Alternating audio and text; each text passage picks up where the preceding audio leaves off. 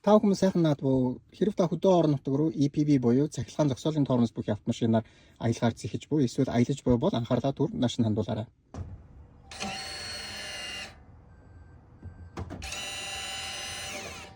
Parking brake system нь автомашины аюулгүй байдлыг хангахын тулд арааг P-гээс бусад байрлал шилжүүлэх үед зогсоолын тоормос тавигдаж, за паркинг байрал тавих үед зогсоолын тоормос маань автоматар идэвхждэг юм горин байгаа.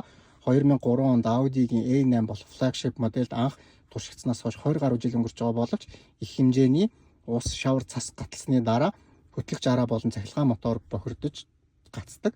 За ингэснээр зогсоолын тоормос маань зурж автомашин цааш хөдөлгөөнийг үргэлжлүүлэх боломжгүй болох тохиолдол байдаг.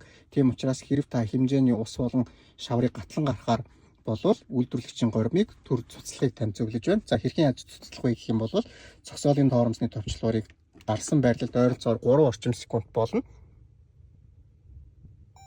За энэ үед бол горим маань цуцлагддаг гэсэн үг. За эргүүлж яаж идэвхжүүлэх вэ гэх юм бол зогсоолын тоормосыг өрүүгээ татаад мөн 3 орчим секунд хүлээн.